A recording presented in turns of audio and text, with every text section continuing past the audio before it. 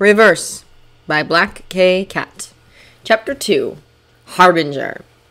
He crashes to earth in a surge of dust and scattered stone, appearing out of the darkness with a thunder crack of impact and a burst of chakra like a detonation. Half an instant of light is his only warning, and Kurama throws up his own chakra, automatically cushioning his fall as much as possible. It still burns, hurts like skin scraped raw as he hits the snowy ground hard enough to leave a crater behind.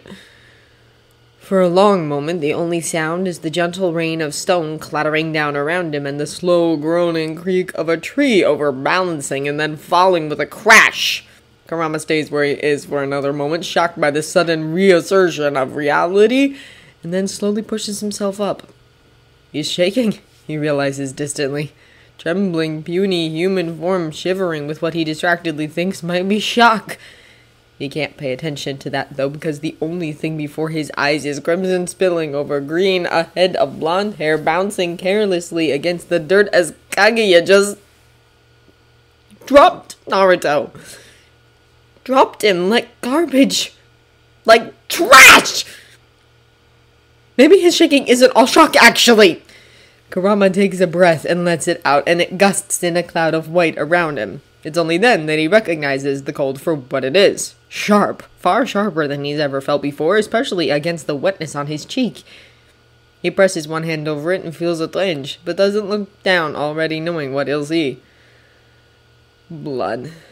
Blood on an orange shirt, a cluster of small holes stabbed through the fabric, because this is Naruto's body, Naruto's form, and human minds can't handle the strain, Naruto had said. His skull had bounced off hard-packed earth with a sound like a ripe fruit carelessly dropped, bounced once before Kurama had lost his senses to the darkness, but he knows there wasn't enough chakra left for Naruto to let him manifest. Not a scrap to spare, so Naruto had locked Kurama into his own body and used that as a vessel, propelling them back in time even as he died. If there was any chance of him surviving the wounds Kaguya inflicted, he spent it all to send Kurama here. Grief tears at Kurama's chest, aches like an open wound.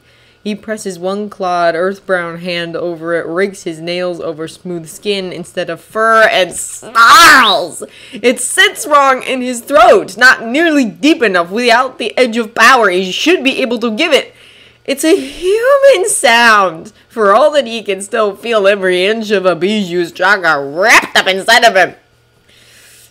Damn you, he whispers, tipping forward. His hands strike torn earth and long nails big furrows there as he tries to wrestle himself back under control. Another flash of that smile, that last laugh ringing in his ears, and he screams again, anguished and furious. His breath clouds white like smoke, like ash. Like the ash that will be all that's left when Kurama finishes grinding Kaguya into nothingness for what she did. He bows his head, hair falling around his face. Red as blood instead of the blonde he hoped to see. Not even that much of Naruto left to him, and he snarls again, slamming a fist into the ground because he can't drive it into Naruto's damn self-sacrificing face. Damn you! He shouts, and it echoes eerily over the snow-covered mountaintop, ringing with grief. Damn you! Not like this! Anyway, but this. Kurama alone, lost decades at a time without anyone to rely on, trapped in the body of the human he loved above all others, with a promise to save everyone on his shoulders, and a goddess stretching out her mad grasping hands ready to devour the world. Kurama is the most powerful of the Bijuu, ancient and aged and impossibly strong, but he can't be any more than that! He's never been a hero, no matter what Naruto might have wanted to think. Never a hero, never good without Naruto to push him forward, urge him on, and he's fought for years at Naruto's side, helped him and saved lives and protected as many as he possibly could, but that was because of Naruto! A sudden thought, and it sends threads of horror twisting down Kurama's spine. What if Naruto isn't even alive yet? What if he's so far back that Naruto hasn't been born, and he'll have to spend years, maybe even decades, waiting for that spark of light to come into being, waiting for his first friend to be anything close to what he once was? What if Naruto is never what he once was? What if changing Naruto so completely is the only way to save him? Kurama isn't a fool. People are shaped by their experiences, by every little thing in their pasts. The Naruto who grew up with parents and friends, the son of the Yondaime Hokage, would be nothing like the Naruto Kurama knew. Change one event and that Naruto ceases to exist. It's entirely selfish, but Kurama doesn't want that to happen. He wants his Naruto, the boy with the bright blue eyes who laughs in the face of death, who never gives up and never gives in, and will do anything for those he loves. Any other version of Naruto will be different, wrong, and Kurama thinks that he'll hate that person, that pretender, because his version was the greatest possible, and there's no other that can match him. The anger is a simmer now, locked away and buried. He breathes out long and slow and then gets his feet under himself and rises carefully. Being bipedal is something familiar, but the balance is different now, off. He has to stand upright instead of bent forward, and his range of sight is strange, narrowed. The cold wind raises goosebumps on his skin and prickles over his cheeks, making him uncomfortable when before he wouldn't even have noticed, and he wraps his arms around himself for the bare bit of warmth it provides. The bloodstains on his shirt, on Naruto's shirt, are already freezing, but he tries not to think about it. Physically, he thinks he hasn't moved far from where he was in the future. This is still Earth Country, in the mountains near the border. At the edge of his range of vision, if he squints through the snow that's starting to fall, he can make out the looming shape of the peak where Sakura was attacked. But that was the height of summer, with all the snow melted, and this feels like true winter, fierce and biting. There's no use calling out because no one will answer. They chose this place to hide because it was always empty. Not even the Iwa Nin like to come here if Kurama really has traveled far enough back that Iwagakure exists once more. Instead, he scales the edge of the crater, pauses to get his bearings, and then heads southeast. 3 steps in and a flare of familiar chakra halts him in his tracks. Kurama whips around towards the west, eyes scanning the sheer drop-off a few yards ahead of him, and then dropping to study the forest of rocky outcroppings below. A moment, and then it comes again, superheated chakra melting the surrounding snow in a surge of vapor before the steam is whirled away by the wind. The flood of renewed rage takes Kurama by surprise. Corrosive red chakra flares. He's moving before the decision is even consciously reached. Clawed feet digging into snow as he leaps forward in 5 long bounds, launching himself off the edge of the mountain and skidding down the side. The cold burns his bare skin, but Kurama's thoughts are filled with bloody red fury, and he dodges stands of snowy pines without pause, heading for where terror and power are mingling. The air is already getting warmer, and under his feet the snow shifts to slush, then bare earth. One final leap, and Kurama alights on an outcropping of boulders as warm as if they've been baking in the sun, and looks down. Between the close-set arms of the mountain, a man in red and black armor is facing down a man in a familiar black cloak decorated with clouds.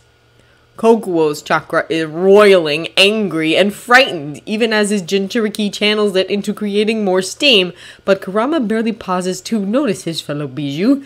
Lips pulling back from blunted human teeth, he snarls fiercely and leaps from his perch, landing squarely between the Akatsuki member and the Iwa shinobi. One glance, and he remembers the man, remembers that he nearly killed Naruto once before, and Kurama growls. Kakuzu! Pupilless green eyes flicker over him, then away, dismissive and bored. I don't know you, so you've got no bounty, the man says indifferently. Get lost, I'm busy. Kurama laughs rough enough that it tears at his throat. Hurts! But he ignores the stinging ache. Where's your partner? He jeers and sees Kokuo's Jinchuriki twitch nervously. Hiding in the bushes. You Wakatsuki dogs wouldn't know how to fight honorably if your lives depended on it, would you? That gets him another glance, sharper this time, and Kakuzu shifts his attention fully to Kurama.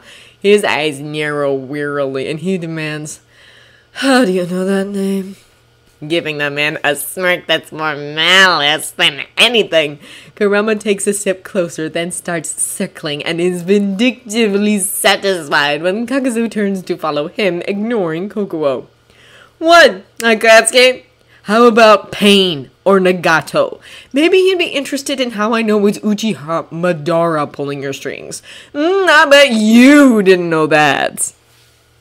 Judging by the faint widening of those weary eyes, Kakuzu didn't. Well, Kurama hardly plans to let him escape and make use of that knowledge. His heart is thudding in his ears, making it hard to think beyond getting his claws into Kakuzu and just staring. But it's enough to know that no matter how immortal Akatsuki's treasurer is, he won't be leaving this place alive. Kakuzu might be good at planning, good at tricking his opponents, might use his age to his advantage, but Kurama is older still and angry. One of Kaguya's puppets is standing in front of him, and if he can't take his revenge on the goddess right now, her pawn will at least make for a convenient distraction. Where's your partner? He asks again. I might as well leave my little brother to deal with him while I put you down like the mad dog you are. Kakuzu shifts, settling into a stance Kurama saw through Naruto's eyes a long time ago. Dad, he says carelessly, the fool gambled away 3 of my bounties, so I killed him. Not he damn then! That's a decent mark for judging how far in the past he is, and Kurama lets his smirk deepen a little. Well then, I guess there's no helping it. Kokuo will just have to sit this one out. 2 confused looks for that, but the chakra around the Jinchuriki flickers, and Kurama lets his own unfurl in answer, rising like a tide around him. It burns in the gray darkness like a shroud of red, and Kurama laughs coolly when Kakuzu takes a quick step back. I could, he says lazily, circling Kakuzu like the bounty hunter is prey. Just kill you once, really thoroughly, and be done with it. But I think that sounds boring, don't you? He shouldn't play with his food. Naruto's chided him more than once for talking too much when he gets his enemy's attention on him. And ha! Pots and kettles there! But Kurama doesn't care. He's a fox, first and foremost. If he wants to toy with an opponent before he kills them, he's cat-like enough to justify it. Foxes are closer to feline than canine, after all, even if they're far superior to both. Still, it seems Kakuzu's patience at least is at its end. He twists his fingers into the snake seal, making his skin darken and harden, and then moves forward in a fast lunge. Kurama digs his toes into the bare earth and dodges, sliding under the first strike and coming up with a hard kick. Usually, he'd use a tail, slam the bounty hunter into the side of the mountain, and then roast him, but this form is weaker. His claws scrape but don't penetrate, and his kick barely slows Kakuzu down. With a curse, Kurama leaps back, then up, flipping over in midair and coming down on Kakuzu's back. He rakes his fingers across the man's cloak, tearing the fabric, and grabs for a mask, only to have Kakuzu hurl him off with a furious cry. Kurama's laughing again when he disentangles himself from the cedar he landed in and drops to the ground. Touchy, touchy. He mocks, and the rage is a bright-edged knife-sharp bubble in his gut. What? I'm not allowed to play with those. Kakuzu growls, then steps back. He shrugs off his tattered cloak and turns, and Kurama watches with barely contained anticipation as the 4 masks rip themselves free of his body. He drops into a crouch, scraping his claws over stone, and lets his chakra build. It's probably stupid throwing himself headlong at Kakuzu like this, but Naruto is dead! And Kurama feels rather like he'll never care about anything again! The masks move towards him somewhere between a lumber and a stock, and Kurama tenses, evaluating his options. The fire and wind masks are the most dangerous, since they can attack together, so he needs to take one of them out first, or well, both would work! With a low, rumbling laugh, Kurama throws himself forward right at the wind mask. The creature falters, thin wings flaring, but before it can so much as start its attack, Kurama lashes out with one clawed hand. From this close, the shockwave is devastating, tearing through the construct as if it's made of rice paper, and Kurama leaps right through the shards as they fall, aiming for Kakuzu. With a curse, the bounty hunter darts back, even as the thick gray threads of his earth grunge fear slide out of his body and stab forward. It's only fitting that I take your heart to replace the one you've destroyed. He snarls. Die! Ha! Kurama slips to the side, then whirls before Kaguzu can catch him and breathes out a gout of flame. The threads twitch away, and Kurama uses the opening to go low, rolling underneath them and coming up with his claws bared, aiming for a gut wound. His nails catch on stony skin and scrape without leaving a mark.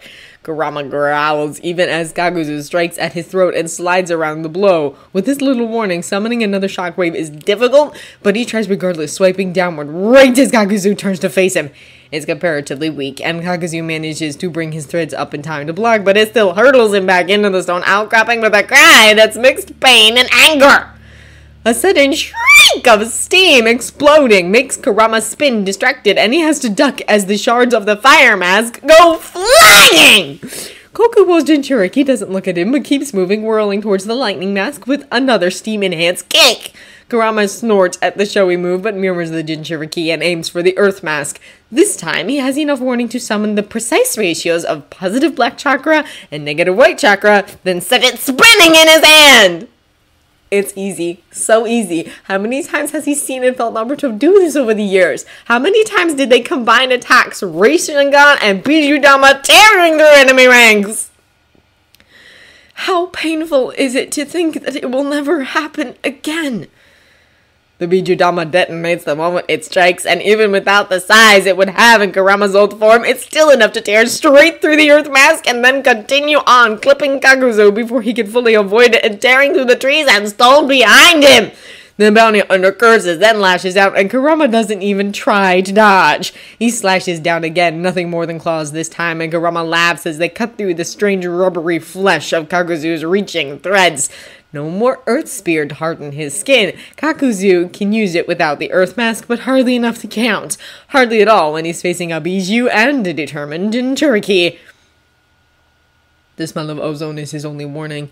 It sears and burns and hurts! And Kurama screams, tumbling to the side. He lands hard on his front shoulder, one hot bright mass of pain, and hears the Jinchuriki call out but can't answer. There's another cry, the sound of the lightning mask shattering, and then the man advancing on Kaguzu. But Kurama can't focus on anything but the pain. It's already fading, starting to heal, but he can't remember ever feeling pain like that before. Not through Naruto, not on his own. It's only very, very rarely that something has managed to hurt him, and the sheer unexpectedness of the pain is almost as staggering as the hurt itself. Even as the skin knits itself back up beneath his fingers, the raw ache easing, Kurama slumps forward. It was a glancing blow. The mask's false darkness just managed to clip him, not strike him fully, but Kurama has a new respect for Naruto taking Sasuke's Chidori through the heart and surviving. Weighted footsteps, heavy and loud, make him look up. The armored man is approaching, steam fading from the device on his back, and he crouches down beside Kurama. I got away. Are you alright? He asks carefully. Fine. Kurama huffs, dropping his hand to show the new unmarred skin as he sinks back on his heels. It would be best to go after Kakuzu now, before he can get any hearts to replace those they destroyed, but Kurama can sense the bounty hunter moving rapidly towards the east, already at the edge of his range and about to disappear. Between that and the faint tremors of singed nerves, Kurama doubts he'll be able to catch the man before he can disappear. Damn it! He thinks, claws slicing through the fabric of his pants as he curls his hands into fists. Damn it all the hell! That was my chance! A lost chance now. And worse yet, Akatsuki will know that someone has learned their secrets. Kurama wants to think that Kakuzu won't tell him, but that's stupidly optimistic. Far more likely, he'll keep a few bits of information to himself, but tell them the rest, and that means they'll be prepared for someone hunting them. Great. He shouldn't have jumped into the fight. It was stupid and reckless and dumb, and Naruto would have done it. To save Kokuo, Naruto would have sacrificed the advantage of surprise in a heartbeat and not mourned the loss. Here and now, Kurama supposes he can't do any less. With a sigh, he rakes one hand through his hair, pushing it out of his face, and then rolls his eyes. Tell your Bijuu to stop thrashing, he orders sharply. He's gonna give me a headache. The man stiffens, but doesn't flinch away despite the wary look he gives Kurama. You know a lot of things you shouldn't, he allows after a moment. Who are you? Kurama's never actually given his name to anyone but Naruto. He hesitates for a long moment, debating it, and then gives in with a soft sigh. Humans share their names freely. He's human now, at least in appearances, so he might as well get used to the custom. Kurama, he answers and then snorts as Kokuo shifts in agitation. Yeah, you dolphin-headed freak, it's me. Stop thrashing like a landed carp, it's unbecoming of a bijou. The Jinchuriki is eyeing him like he's the freak of this equation. You're familiar with the Gobi, then? Kurama shrugs, carefully looking away. He wipes his bloody hand on a patch of grass, then shoves his hair out of his face again with a flicker of annoyance and answers, We've met. Who are you? There's a pause as the Jinchuriki apparently processes this, and then he inclines his head. I'm Han, formerly of Iwagakure. Thank you for your help. I'm not sure I could have survived him alone. Kurama pauses, reluctantly looking up at the tall man, and then sighs. He closes his eyes and rubs at his brow in irritation because it's complete madness, sheer stupidity. But he keeps looking up into pale brown eyes and resenting them for not being blue. Resenting Han's polite, careful speech because it's not a cheerful and exuberant flood interspersed with a bright limit. This isn't his Jinchuriki. Could never be. And petty as it is, he's more than willing to hate the man for it. Naruto's loss hurts more sharply than his physical wound, and Kurama already knows it won't heal half as easily. Judging by the way it hurts right now, it might never heal at all. Akatsuki led to my best friend's death, he says, and the words feel raw in his throat, burn like acid on his tongue as he speaks them. If you know any of the other Jinchuriki, pass the word on. They're being hunted, and the bastards won't stop until they've captured every last Jinchuriki and ripped the Biju right out of them. Han stills, studying Kurama for a moment, and then nods. I'll tell Roshi. He offers quietly. I believe he's met several of the others, so he can let them know. Thank you, Kurama. It's not like we managed to kill the bastard anyway. Kurama dismisses, rising to his feet. Several nerves spasm painfully, making his arm jerk as he grits his teeth, but the feeling subsides a moment later. You'd have figured it out without me. Except he wouldn't have. Kokuo was one of the first Biju captured, if not the first. In intervening when he did, it's likely Kurama has already changed history. Changed the past. It's too distant, too small a change to have affected Naruto already, but suddenly the only thought in Kurama's head is to go and find the boy and see for himself to make sure! He won't let his Naruto be destroyed, not by his own actions and not by anyone else's. He'll die first and burn the world down with him. Decided, Kurama pushes to his feet. Konoha is several days travel southeast, so he might as well start now. Good luck, he says, offering Han and Kokuo a careless wave as he turns toward the forest of stone spires. Wait! Han calls, and when Kurama looks back with an impatient frown, the man is drawing out a sealing scroll. An extra uniform, he explains, catching Kurama's slightly weary glance. I carry spares, and you don't seem to have any supplies. It's a long walk to anywhere like that. Kurama gives the man's armor a skeptical glance. Thanks, but I'm not a fan of clanking when I walk, he says dryly. Han blinks at it for a moment, clearly startled, and then chuckles. Oh no, he offers reassuringly, unsealing a small pack and flipping the top open. A moment later, he tosses a few folded pieces of cloth to Kurama, who catches them automatically. Take them with my thanks, he murmurs. Pride makes Kurama want to argue. The chill of the wind and the sting of the snow under his bare feet convinces him otherwise. Thanks, he says gruffly, tucking them under his arm. Don't get caught. Han inclines his head formally. Your little brother will be safe, he promises, the words clearly leaving a strange taste in his mouth, and Kurama laughs roughly. He'd better, he says, then turns away again. And Kokuo, if there's anything redeemable about him, don't let it go to waste. A good Jinchuriki's hard to find and hard to keep. Without waiting for a response, he takes 3 long, bounding steps and leaps up, alighting on the branch of a pine. It quivers and shakes, not as sturdy as the Fire Country trees Kurama, through Naruto, is used to. But he keeps his balance on the swaying bough long enough to leap to the next, and then the one beyond that. In moments, he's moving southward quickly, aiming for the closest break in the stone forest. Going to Konoha is stupid, especially when he should be chasing Kakuzu. It's Naruto levels of stupid, shoving blindly through all logic and reason just because someone precious is far away just because they might be in need of him. But Kurama couldn't care any less if he tried. All he wants is his Jinchuriki back, his best friend returned to him. And if he can't have that, then he just wants to see Naruto to prove to himself that the boy is alive, existing. The blood on his shirt is frozen, cold against his skin. Even so, Kurama presses a hand over it, this macabre reminder of Naruto's last sacrifice, and forces his numbed limbs to move faster. All he wants is Naruto, and Kaguya herself isn't going to stop him from getting to the boy.